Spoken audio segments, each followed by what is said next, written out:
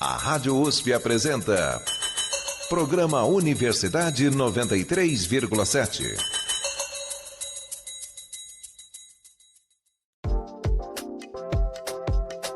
Nas artes visuais, a inteligência artificial.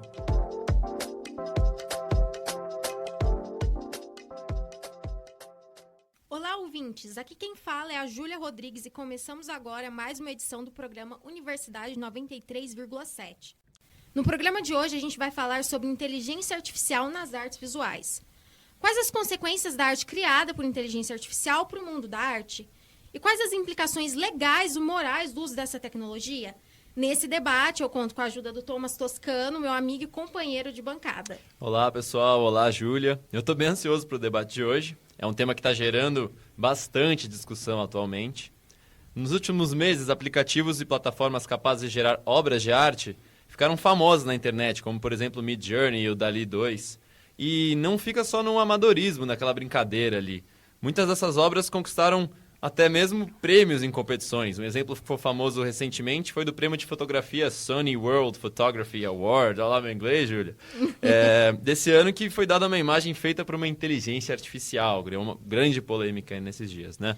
O que intriga também é que nem mesmo os avaliadores do prêmio souberam distinguir entre as fotos reais e as feitas pela máquina, né? Eles só descobriram depois que o artista que fez, entre aspas, a fotografia contou para eles.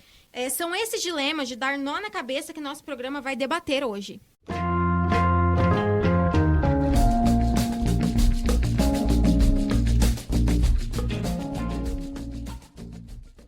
No programa Universidade 93,7 de hoje, vamos debater e tentar chegar em algumas conclusões sobre o que define a arte, quais os impactos da inteligência artificial para a classe de artistas e quais podem ser os desdobramentos legais da arte produzida por inteligência artificial. É bastante conversa. E eu vou contextualizar um pouco, né? Só para contextualizar, a inteligência artificial ou IA é como chamamos os programas de computador que buscam uma inteligência parecida com a humana. Ela é treinada para identificar e prever padrões, de certa forma, tomar decisões por conta própria a partir de um banco de dados.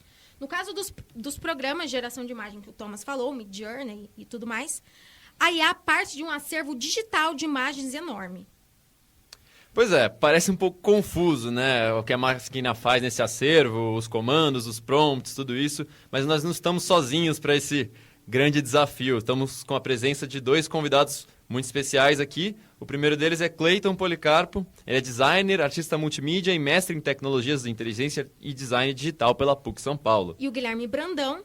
Ele é fundador e curador da plataforma de arte digital Homeostasis Lab e também dirige a empresa de consultoria e elaboração de projetos culturais com foco em arte e tecnologia, a UG.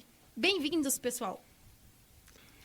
Obrigado, Júlia. Obrigado, Thomas. É um prazer estar aqui com vocês e poder contribuir um pouco para essa discussão.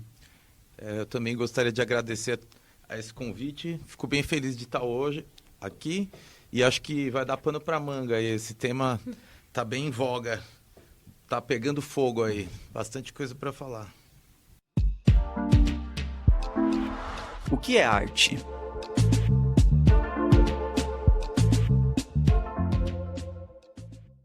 Pois é, eu tô doido pra já sair perguntando um monte de coisa pra vocês aqui. Só que é legal, antes da gente começar, colocar alguma base sólida pro nosso debate. E na primeira reportagem do nosso programa, o repórter Anderson Lima conversa com um especialista para tentar entender melhor, se é possível, o que é arte. Vamos ouvir? O que é arte? Uma pergunta que existe há séculos, com respostas que podem variar de acordo com cada momento histórico. Seria possível definir de forma quase unânime o que é arte? Ainda mais considerando as tecnologias que temos hoje em dia?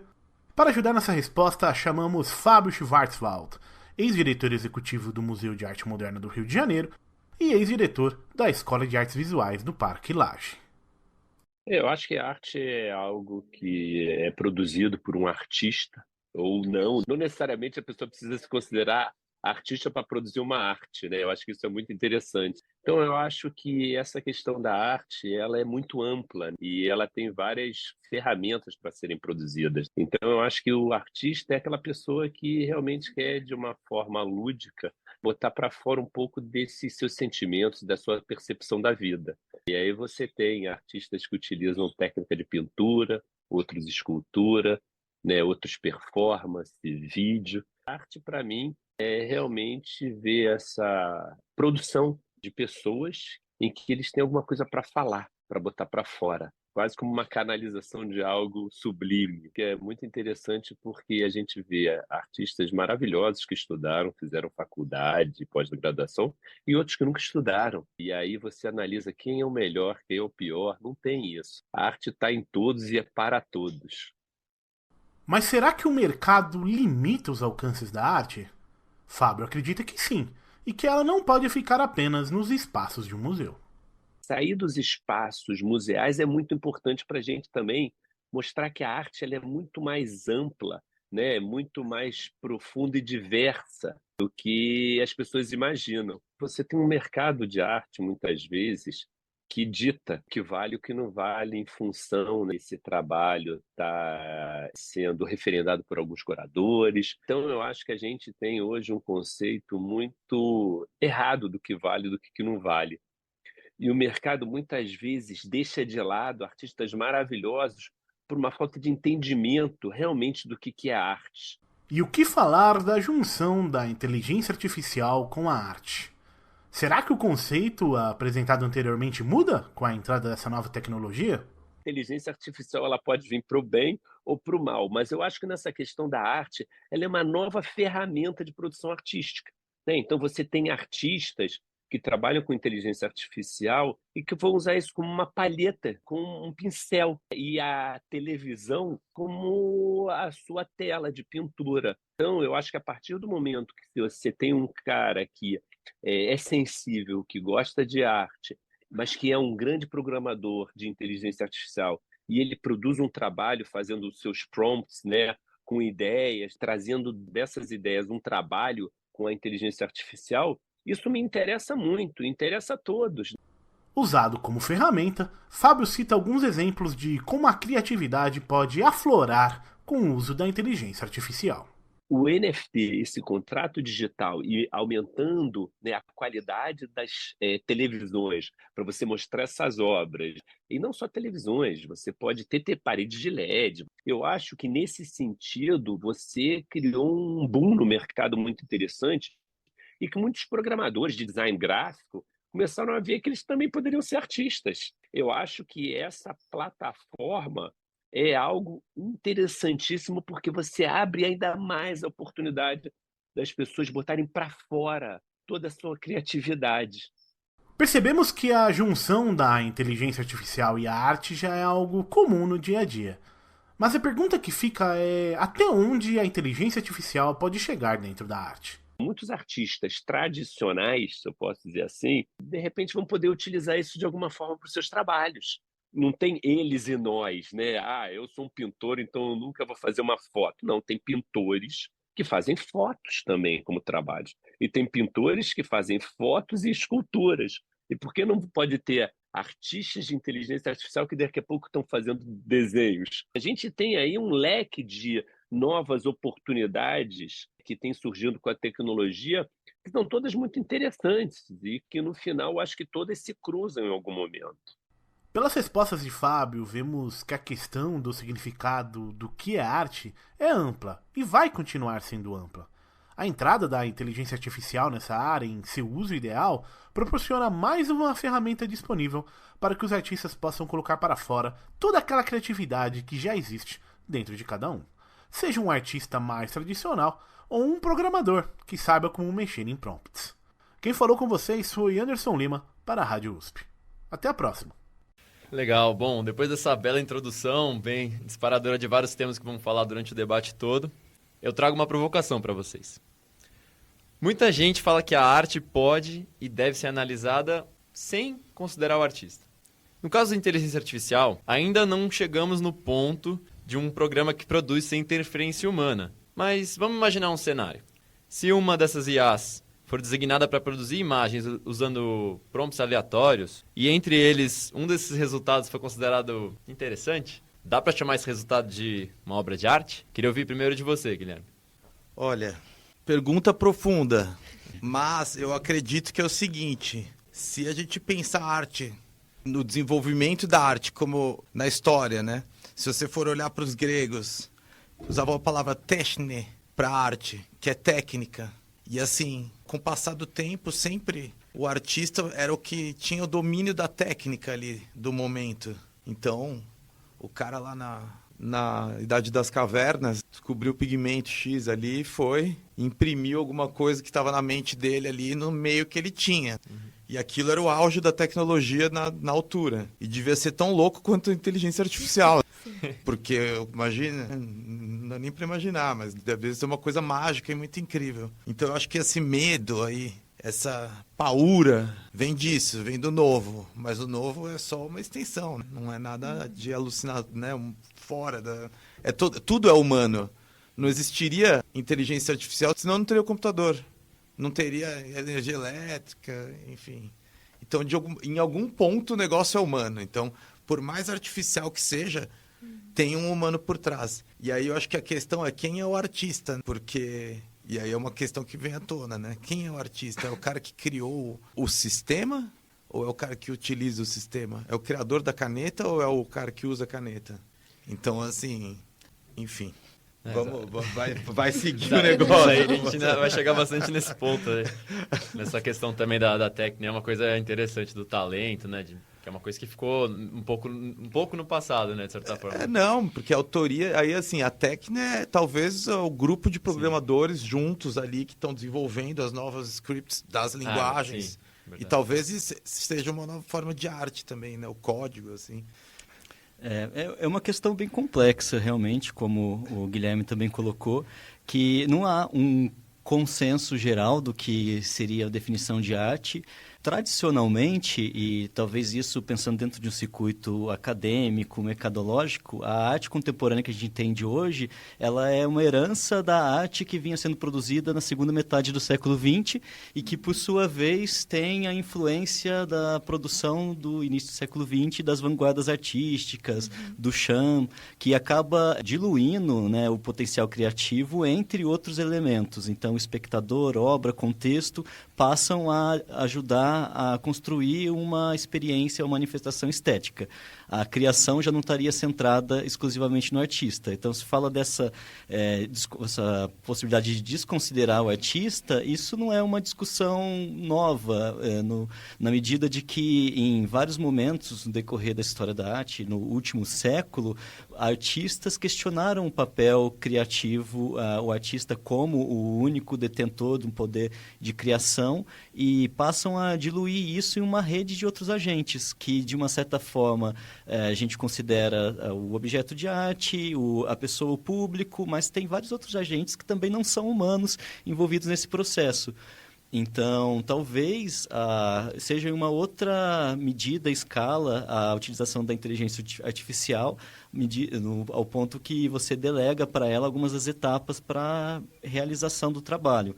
Mas a gente tem uma visão ainda muito hierárquica e antropocêntrica, antropomorfizar as coisas, de achar que a máquina está separada do humano, que o humano está separado da natureza. A gente sempre se coloca num pedestal e as outras coisas em volta, né? Mas, na verdade, o desenvolvimento da tecnologia, as próprias modificações da natureza, todas essas coisas, elas estão muito interligadas e constituem o próprio humano, o que é o humano. Então, às vezes, esse furor agora, né, se as máquinas podem criar arte, que acho que é pertinente toda essa discussão, mas ela acaba chegando, reproduzindo um pouco esse pensamento meio antropomorfizar a máquina, ela tem que criar arte como humano, ou mostrar essa oposição, né, nós e eles, que às vezes ela não funciona bem dessa forma. Estão conversando com a gente Cleiton Policarpo e Guilherme Brandão. Cleiton é designer digital, artista multimídia e mestre em tecnologias da inteligência e design digital pela PUC São Paulo. Guilherme é fundador e curador da plataforma de arte digital Homeostasis Lab. Também dirige a empresa de consultoria e elaboração de projetos culturais com foco em arte e tecnologia UGI. E a gente aqui começou falando de uma coisa muito ampla, né? Que o que é arte, que não dá nem para definir direito, mas acaba também entrando em discussão, né? O que seria uma arte bem feita. Então, a inteligência artificial, como mesmo vocês estavam falando, ela acaba reacendendo um dos principais debates da arte contemporânea, né? A qualidade de uma obra vem do talento do seu artista ou é a virtude de sua visão, sua ideia por trás daquela obra que mais importa, né? E eu queria saber, vocês concordam com a afirmação de que o artista de IA não precisa de talento para produzir suas composições? Basta ele dominar a ferramenta, seja por estudo ou por tentativa e erro? Eu acho que não dá para confiar totalmente no gosto da inteligência artificial. E a questão não é nem o gosto, porque assim, como é uma ferramenta estatística, basicamente, vai basear não no necessariamente que é o melhor, mas sim no que está mais em voga ali dentro dos termos. E aí, ainda no campo da arte, que é um super específico, é bem difícil ela conseguir sair do que está ali, alimentado, gerar uma coisa que seja totalmente natural. Não sei quanto vocês testaram aí as ferramentas, o chat, tudo. Sim. Tem uma hora que você fala, amigo, pô, né, vamos melhorar aí, sabe assim, ó. Com certeza o papel do artista é fundamental para explorar do jeito bom e de criativo. Porque não dá para você falar inteligência artificial, tipo, cara, tem milhares de scripts específicos para cada coisa. E aí, pô, legal que eu tenho essa ferramenta na mão para ir jogando para frente, para criar mais coisas mais rápido, né? Ao mesmo tempo tem um paradoxo, que é para onde vai o meu trabalho? A informação que eu estou dando e trocando ali cai numa caixa preta de uma empresa que sabe-se lá o que ela vai fazer com isso no futuro. A maneira como esses algoritmos funcionam ainda é muito opaca, porque são grandes empresas que detêm, né, a propriedade desses algoritmos e a gente não sabe como estão sendo utilizados todos esses dados captados. O que eles querem é ter uma quantidade cada vez maior de dados para conseguir treinar as máquinas com mais precisão. Então, como o Guilherme falou, tem essa questão ética, né, envolvida, como que esses dados todos estão sendo utilizados pelas empresas quando a gente faz uso dessas plataformas, dessas grandes plataformas, a questão dos próprios dados que são utilizados. E tinha perguntado sobre se o artista não precisa ter talento. Acho também uma coisa complexa, porque não dá para você confiar, como o Guilherme disse também, inteiramente na produção desenvolvida pela inteligência artificial, porque precisa de alguma maneira uma alimentação de dados, e mesmo se considerar uma inteligência artificial máxima autônoma, ela está trabalhando a partir das nossas pegadas digitais no mundo. Então, tem uma interferência, quer queira ou quer não. O próprio ato de você estar selecionando aquela imagem, a maneira como você vai expor ela, são muitos fatores que contribuem para aquela peça se efetivar enquanto uma obra, dela entrar dentro de um circuito que legitime ela como uma obra. Então, tudo isso requer talento de alguma maneira. A gente também pode discutir se talento é você ter uma precisão técnica para pintar com pincel ou você poder conseguir fazer esse trabalho curatorial de conseguir selecionar as imagens, selecionar o trabalho, como expor esse trabalho, como articular com o mercado para fazer com que isso seja aceito. Tem muitas camadas que a gente pode considerar nisso. E a própria maneira como a gente fala da arte desenvolvida por inteligência artificial, mas acho que a gente pode até considerar um aspecto de artistas, de obras, que elas lidam um pouco com essa visão que tem sido construída em cima da inteligência artificial forte, de uma inteligência artificial capaz de substituir o humano, e o cinema trabalha com isso já há bastante tempo, que é sempre incrível, e acho que muito do imaginário da população, quando fala das pessoas em geral, né, quando fala de inteligência artificial, remete a essas narrativas da ficção, do cinema. O ET, né? O ET, Eu, Robô, então, a Matrix, né, todas essas coisas, elas estão sendo aí perpetuadas pela história da arte, história do cinema, e esse processo também de automatização. Então, essas discussões, elas passam por diversos níveis na produção, e a gente está num momento muito propício. Eu acho que além desses debates acerca dessa emergência mais recente da inteligência artificial, né, que acabou sendo possível por conta da sofisticação dos hardwares, da quantidade de dados e capacidade de produção e coleta desses dados que são produzidos, que é uma quantidade absurda, torna possível esse crescimento exponencial recente da IA. E também outras discussões que estão repensando a própria posição do humano com relação ao planeta. A questão ambiental, que é um aspecto muito forte, ou grupos tidos como minoritários que durante muito tempo eram relegados, não tinham o direito de serem tidos como humanos, então eram quase que sub-humanos. Então, as pessoas pretas, povos indígenas, LGBTs, mulheres a definição de humano ela era muito mais aquele homem branco ocidental, racional, e tudo que escapava desse aspecto ele acabava sendo colocado numa posição inferior. Então, todas essas questões, elas estão muito fortes agora nesse início de século, e acho que também a pandemia acaba proporcionando algumas reflexões em torno disso, e é um terreno fértil para discutir toda a posição que a gente ocupa dentro do planeta, seja processo de criação através de máquinas, seja em relação aos outros seres, né? Nos dias de hoje, assim, como vocês acreditam que está sendo a visão tanto do mercado da arte quanto de certa forma, um pouco mais do mundo acadêmico, que também estuda a arte,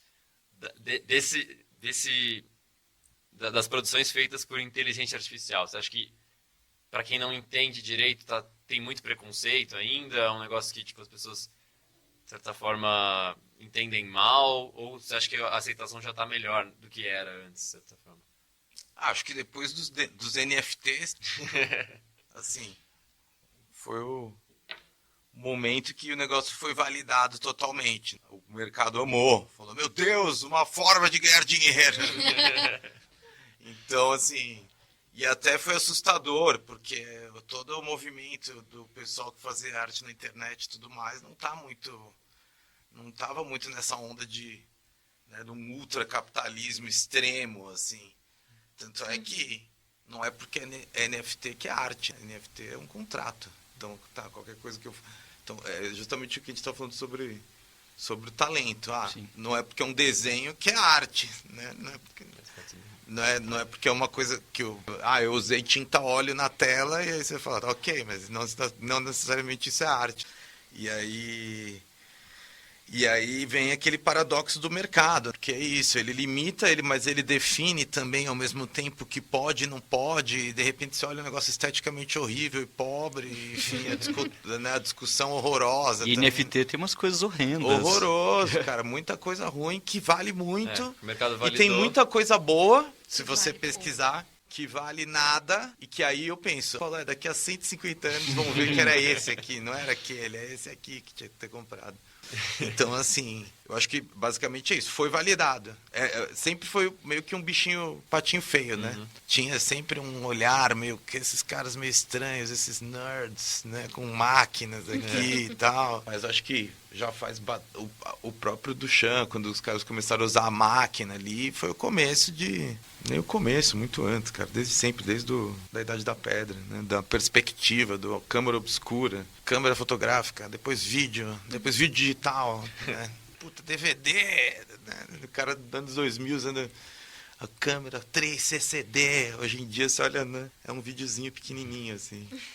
Então, assim... Sempre sofre um preconceito no início. Sempre assim, tem o preconceito, depois vem os entusiastas e falam, minha vida é isso.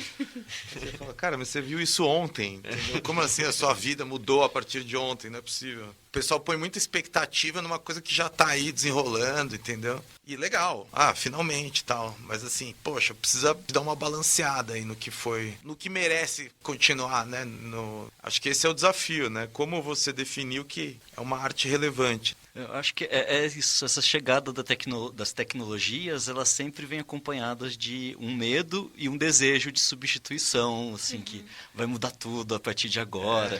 E você vai vendo isso em ciclos, né, em ondas que começa a olhar para trás, né, quando surge a fotografia, quando surge o cinema, a televisão, todas as ondas que isso proporcionam, talvez agora a gente esteja diante de uma tecnologia muito mais complexa, mas a gente vive numa sociedade que é extremamente complexa também.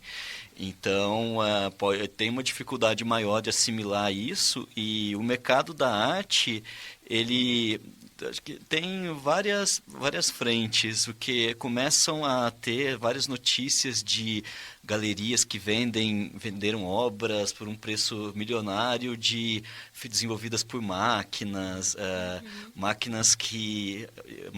digo, algoritmos, né, que ganham concursos, que realizam curadoria de mostras, mas tudo isso também parte de um certo fascínio que essa ideia causa na gente. Você pensar uma coisa meio até de ficção científica, e dentro dessa ideia, não sei se é uma esperança, mas um desejo de que mude, de que substitua essa supervalorização, né, essa inflacionada que começam a utilizar a inteligência artificial para tudo, quase uma banalização, né? E o termo também ele é muito fascinante, né? Inteligência artificial. Você poderia chamar só de estatística de dados. Não ia ter a mesma graça. E muito vai disso. A gente tem essa necessidade de antropomorfizar a tecnologia, sabe? Ela tem que ter uma cara humana. Sim, ela tipo um deus barbudo, né? Como é Deus? É um cara barbudo voando no céu. Não, né? Mas a gente tem essa necessidade de falar, como que vai ser então a inteligência artificial? Vai ser um robô. E nada a ver com isso, né? A inteligência artificial que a gente lida dia a dia nos aplicativos, nas redes sociais, ela é muito menos parecida com um robô do que eles estão tentando convencer nesses marketings todos. Mas a gente tem essa tendência de antropomorfizar, e até pouco tempo a capacidade criativa, capacidade artística parecia ser a último bastião de humanidade que ainda resistia, e daí quando aparentemente começa a ser ameaçado, que as máquinas vão poder criar, que era uma coisa que só o humano fazia, isso fica ainda mais fascinante. Então... Eu queria fazer uma colocação que é uma lembrança que eu tive, que a foto que ganhou lá o prêmio, se vocês repararem, a mãozinha é meio estranha. Sim, é bem esquisita. Aí você falou, olha, esse crítico aí tinha que dar uma... Até o rosto, tudo bem, é uma câmera com uma lente X antiga, mas a mãozinha já estava indicando que era de inteligência artificial. Os algoritmos têm muito dificuldade de fazer as mãos na anatomia perfeita. Se reparar, sempre tem uma coisa meio, né, uma íris meio aberta, uma coisa naqueles aplicativos de gerar retratos, eu fiz os meus, obviamente, né? Entrei na trend. E os olhos saem meio estranhos, as mãos assim, né? Isso é real. Tá meio estranho o negócio.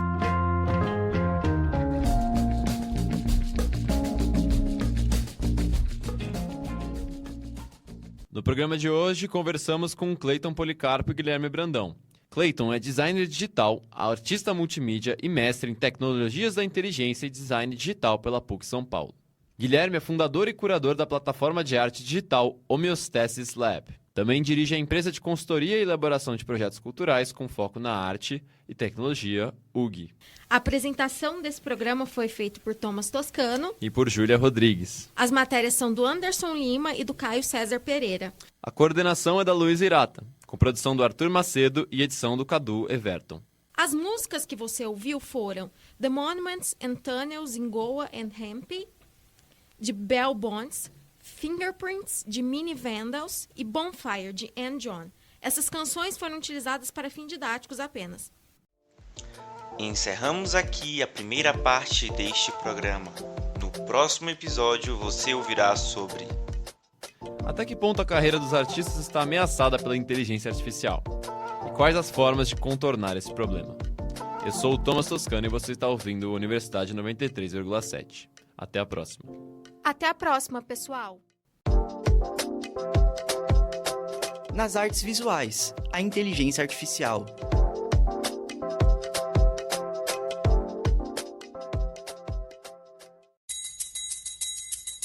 A Rádio USP apresentou Programa Universidade 93,7.